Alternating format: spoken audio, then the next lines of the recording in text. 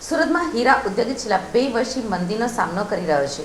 આપઘાત કરતા રત્ન કલાકારોને અટકાવવા માટે કોંગ્રેસ સમિતિ દ્વારા રત્ન કલાકારોને સાંત્વના પાઠવવાનો કાર્યક્રમ યોજવામાં આવ્યો છે।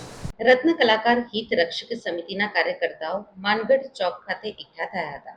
સાથે જ સરકાર પાસે હીરા ઉદ્યોગ માટે ખાસ પેકેજ સહિતની માંગ સાથે ધરણા પણ કરવામાં આવ્યા હતા। રત્ન કલાકારોનું હિત સર્વોપરી અને મંદીના કપરા સમયમાં અમે તમારી સાથે છીએ તેવા પોસ્ટરો હાથમાં લઈને રત્ન કલાકારોની સહાનુભૂતિ કોંગ્રેસે પાઠવી હતી।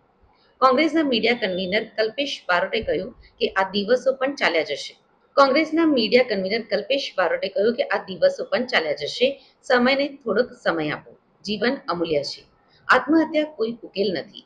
રાજ્ય સરકાર જો રત્ન કલાકારો સામે નહીં જોવે અને યોગ્ય પગલાં નહીં ઉઠાવે તો કોંગ્રેસ જલદ આંદોલન કરશે।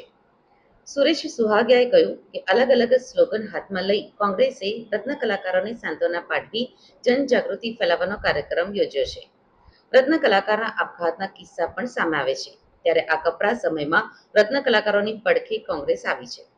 સાથે સરકાર પાસે માંગ છે કે રત્ન કલાકારો માટે બોર્ડ બનાવવું જોઈએ। હીરાના કારખાનાઓ રત્ન કલાકારોને કોઈ જ નિયમ પ્રમાણે પીએફ સહિતની વસ્તુઓ આપતી નથી, ત્યારે રત્ન કલાકારોના મોત ઉપર સહાય આપવામાં આવે તેવી માંગ કરાઈ છે।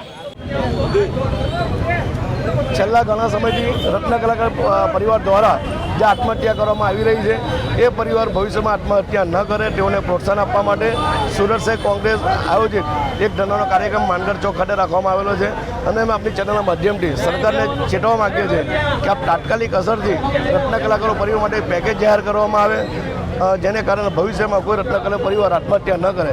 આજે બી અમારા ધરણાના કાર્યક્રમમાં ઘણા એવા પરિવારના લોકો જોડાયા છે કે જેમના પરિવારના સભ્ય આત્મહત્યા કરી છે, એટલે ભવિષ્યમાં કોઈ પરિવાર મંદીના કારણે આત્મહત્યા ન કરે તેઓની હિંમત અને સાંત્વના આપવા માટે સુરત શહેર કોંગ્રેસ દ્વારા આજે ધરણાનો કાર્યક્રમ રાખવામાં આવ્યો છે।